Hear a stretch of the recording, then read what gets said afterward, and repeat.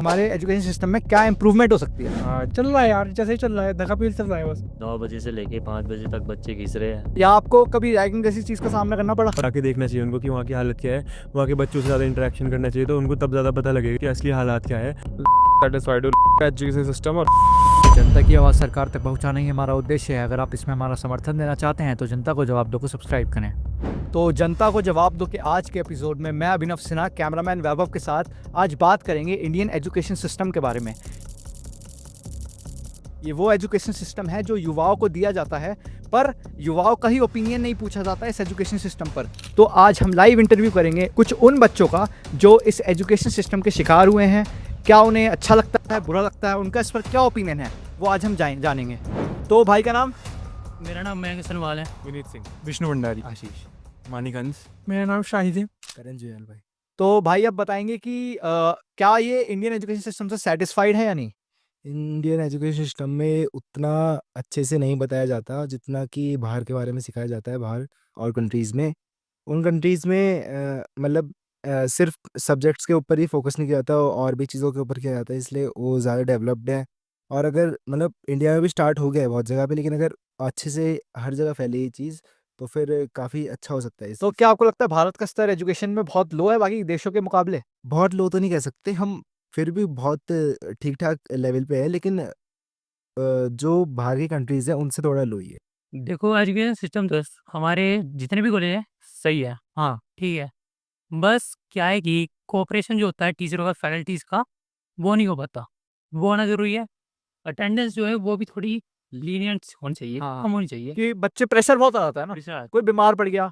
और देखो भाई, प्रैक्टिकल नॉलेज ज़्यादा दो रेदर देन कि आप उनको थ्योरी पे लगा रहे हो, बस वैसे ही है, काम दे रहे हो ज़्यादा, वो नहीं होना चाहिए। सिस्टम से सेटिस्फाइड नहीं है क्योंकि हमें अभी वो सब पढ़ाया जाता है जो हमारे काम का नहीं है। जैसे फर्स्ट ईयर में भी हमारे पास वो सब्जेक्ट है जो हमारे मतलब काम के नहीं है बिल्कुल भी। बिल्कुल। और फिर मतलब फर्स्ट ईयर के बाद हटा भी दिए जाते हैं क्योंकि ये बात सबको पता है कि काम की नहीं है, तो मतलब वो पढ़ाई नहीं क्यों। हाँ, तो वो टाइम वेस्ट हो गया पूरा। वो बिल्कुल टाइम वेस्ट है। मतलब सेटिस्फाइड तो नहीं हूँ, पर ये है कि इम्प्रूवमेंट्स की बहुत सारी पॉसिबिलिटीज़ हैं।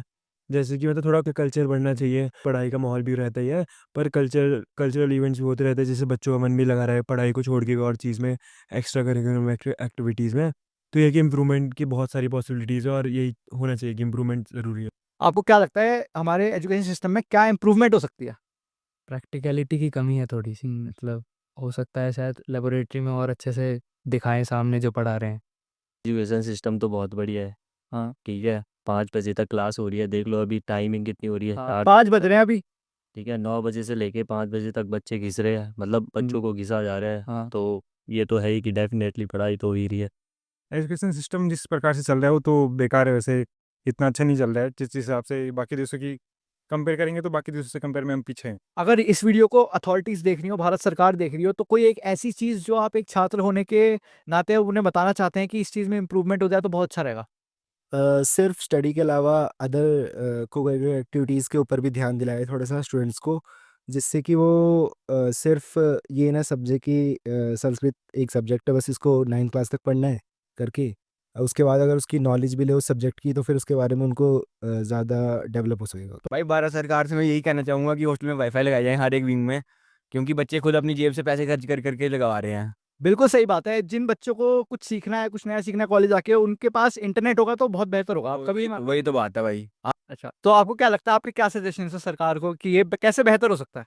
मैं तो इसमें मेरा ये कहना है केवल कि लिटरेसी को देखा जाए तो, एजुकेशन लिटरेसी तो देखा जाए तो 74% बच्चे पढ़ाई करते हैं, बाकी उसमें से 24-26 पॉलिटिक्स में जाते हैं, और जो पॉलिटिक्स में जाते हैं वही बताते हैं कि एजुकेशन सिस्टम कैसा होना चाहिए। कोई ऐसा सजेशन तो आप देना चाहोगे अगर ये वीडियो ऑफिशियल्स तक पहुंचे?